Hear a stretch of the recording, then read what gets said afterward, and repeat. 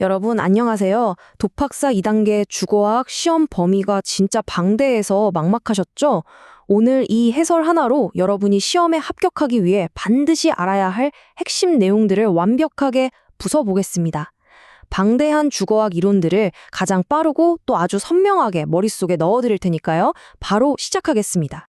본격적인 내용에 들어가기 전에 살짝 철학적인 질문 하나만 던져볼게요. 대체 무엇이 그냥 콘크리트 덩어리에 불과한 건물을 우리가 살아 숨쉬는 따뜻한 가정, 즉 홈으로 바꾸는 걸까요? 이 시험을 무사히 패스하려면요, 우리는 단순히 시멘트나 벽돌, 그 이면을 볼 줄 알아야 합니다. 집은 결국 사람의 생활과 가치가 고스란히 담기는 그릇이기 때문이죠. 자, 오늘 우리가 살펴볼 궁극의 청사진입니다.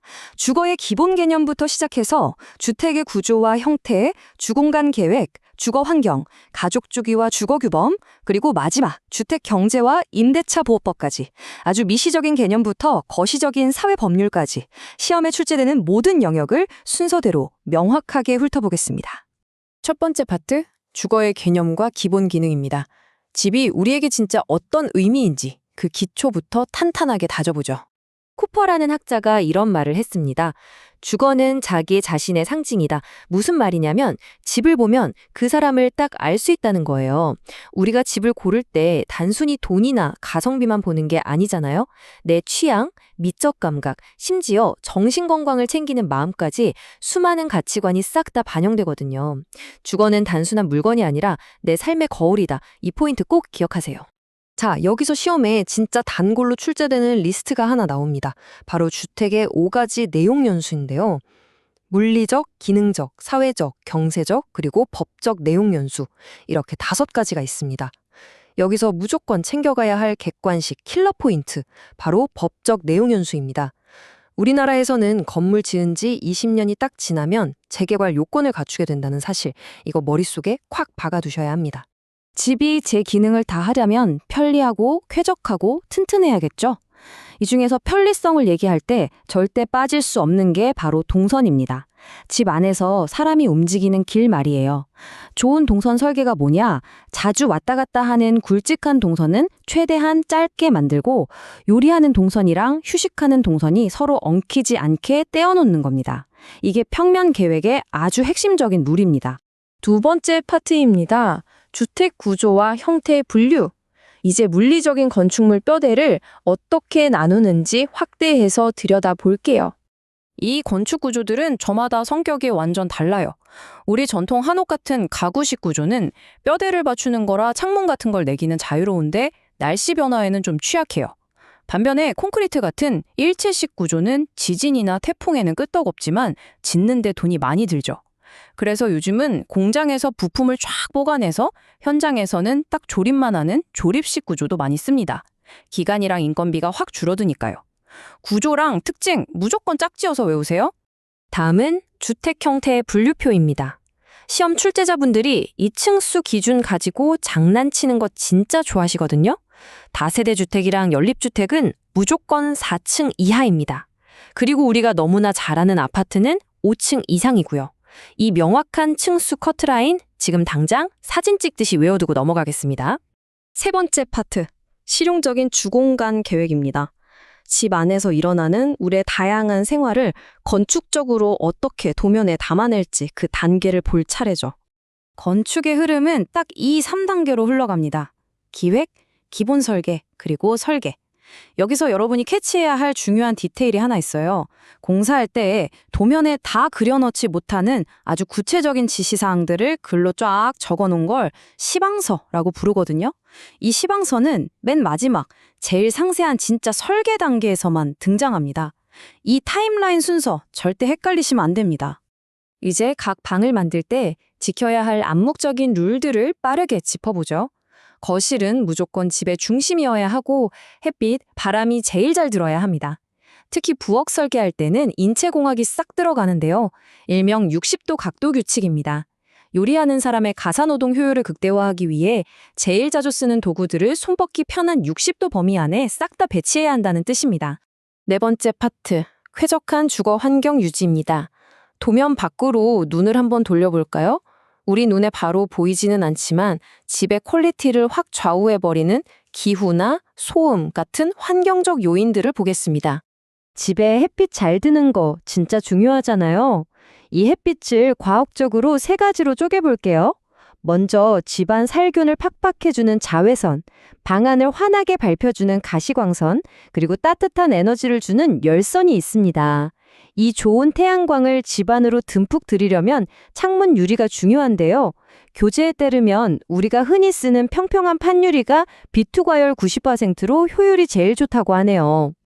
자, 이 부분 정말 집중하셔야 합니다. 시험에 아주 잘 나오는 중요한 차이점이거든요.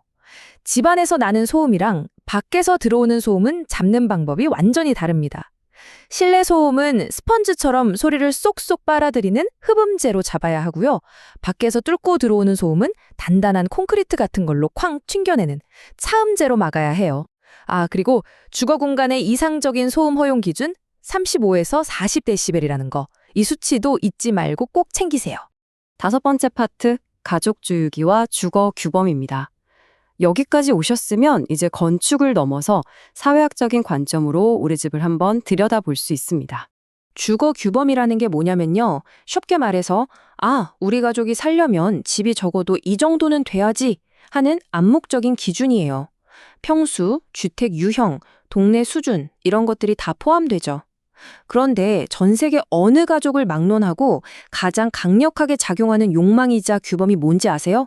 바로 내 집을 온전히 소유하고 싶어 하는 주택 소유 규범입니다. 자가냐 아니냐가 제일 중요하다는 거죠. 여기서 진짜 흥미로운 게 하나 나옵니다.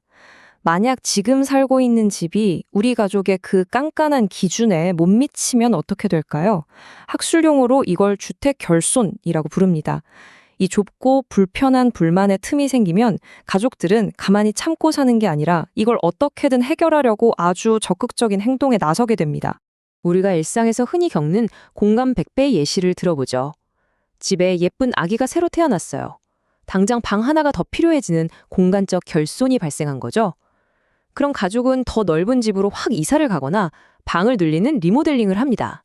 근데 돈이 부족해서 그것도 안 되면 그냥 좁은 데로 살 좀 부대끼며 살자 하고 가족들의 기대치 자체를 확 낮춰버리죠.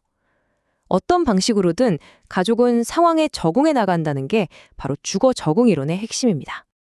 자, 드디어 마지막 6번째 파트, 주택 경제와 임대차 보호입니다. 현실적인 집값 이야기, 그리고 세입자를 지켜주는 법적 제도를 살펴볼게요. 주택 경제를 볼 때는 숲을 크게 보거나 아니면 나무를 자세히 보거나 두 가지 접근법이 있어요. 거시적 접근은 수요와 공급 같은 큰 숲을 보는 거고요. 여기서 여러분이 눈여겨보실 건 나무를 보는 미시적 접근, 그중에서도 랭카스타의 특성 감안 가격 이론입니다. 수험생들이 이름만 보고 많이 쫄아붙는 이론인데 사실 별거 아니에요. 우리가 집을 살 때 그냥 네모난 시멘트 상자를 사는 게 아니잖아요.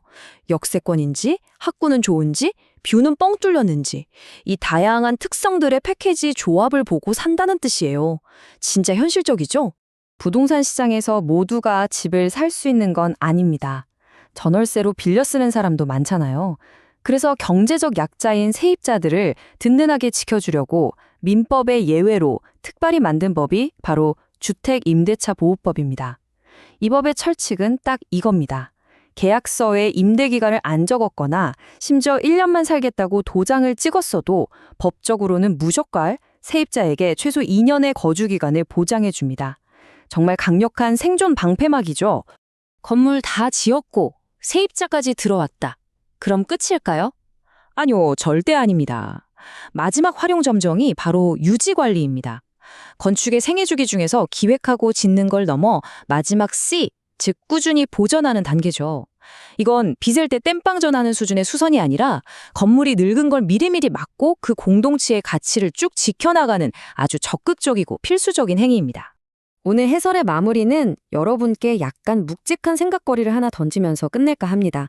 교재 말미에도 나오지만 한국은 지금 세계에서 제일 빠른 속도로 초고령화 사회에 진입하고 있잖아요. 이렇게 인구 구조가 폭발적으로 변하는 상황에서 과연 지금의 주거 규범이나 천편일률적인 공간 구조가 우리 부모님들 그리고 미래의 우리를 안전하게 안아줄 수 있을까요? 오늘 함께 정리한 주거학의 핵심 개념들을 바탕으로 여러분만의 답을 꼭 한번 고민해 보셨으면 좋겠습니다. 자, 독학사 2단계 주거학 시험. 오늘 짚어드린 내용만 확실히 잡으시면 합격은 따놓은 당상입니다. 여러분의 멋진 도전을 진심으로 응원합니다. 파이팅!